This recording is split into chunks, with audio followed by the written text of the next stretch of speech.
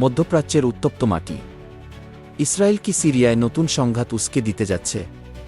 বিদ্রোহী নেতা আবু মোহাম্মদ আল জুলানি ইসরায়েলের বিরুদ্ধে শক্ত অবস্থান নিয়েছেন। তিনি স্পষ্ট করে দিয়েছেন, সিরিয়ার ভূখণ্ডকে ইসরায়েল বিরোধী হামলার জন্য ব্যবহার করতে দেওয়া হবে না। এক নতুন অধ্যায়ের সূচনা কি তবে আসন্ন? সিরিয়ার বিদ্রোহী গোষ্ঠী হায়াত তাহরির আল-শাম হেটস এর প্রধান আবু মোহাম্মদ আল জুলানি জানিয়েছেন, ইসরায়েলকে অবশ্যই সিরিয়ায় বিমান হামলা বন্ধ করতে হবে। দখল করা ভূমি ছেড়ে দেওয়ারও আহ্বান জানিয়েছেন তিনি। আমরা আর কোনো নতুন যুদ্ধ চাই না, জুলানি দ্য টাইমসকে দেওয়া এক সাক্ষাৎকারে বলেন। দীর্ঘদিন ধরে ইসরায়েলের দখলে থাকা গোলান হাইটস নতুন উত্তেজনার কেন্দ্রবিন্দুতে। সিরিয়ার আঞ্চলিক নিরাপত্তার প্রতি গুরুত্ব দিতে চায় জুলানির এই ঘোষণা।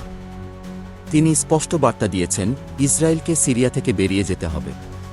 ততদিন কোনো আলোচনা নয়, যতদিন দখল করা ভূমি ফেরত না দেওয়া হয়। সিরিয়ার মানুষ যুদ্ধের ধকল আর সহ্য করতে চায় না। বিদ্রোহী নেতা জুলানি বলেছেন, সিরিয়ার ভূখণ্ডে কোনো ইসরায়েল বিরোধী হামলা চালানোর অনুমতি দেওয়া হবে না। কিন্তু প্রশ্ন হল, এটি কি শুধুই কথার কথা নাকি সিরিয়ার ভবিষ্যৎ নিয়ে বড় ধরনের পরিকল্পনার ইঙ্গিত? জুলানির এই বার্তা শুধু ইসরায়েলের জন্য নয়, বরং আন্তর্জাতিক সম্প্রদায়ের কাছেও। তিনি আহ্বান জানিয়েছেন সিরিয়ার উপর আরোপিত নিষেধাজ্ঞা তুলে নেওয়ার জন্য। ইতিমধ্যে ব্রিটেন এবং যুক্তরাষ্ট্র হেটসের সঙ্গে যোগাযোগ করেছে।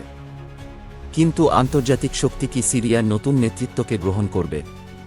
ইসরায়েল কি জুলানির এই হুঁশিয়ারিকে গুরুত্ব দেবে? যদি ইসরায়েল সিরিয়ার ভূখণ্ড ছাড়তে অস্বীকৃতি জানায়, তাহলে পরিস্থিতি কোন দিকে যাবে? বিশেষ করে ইরানের সঙ্গে সম্পর্ক বাড়ানোর সম্ভাবনা নিয়ে ইসরায়েল এখন সতর্ক। একদিকে ইসরায়েলি হামলা বন্ধের দাবি, অন্যদিকে আন্তর্জাতিক সম্প্রদায়ের নিষেধাজ্ঞা তুলে নেওয়ার আহ্বান। সিরিয়ার ভূখণ্ডে কি হতে যাচ্ছে? নতুন যুদ্ধ নাকি শান্তির বার্তা? আপনারা কি মনে করেন? মন্তব্যে জানান।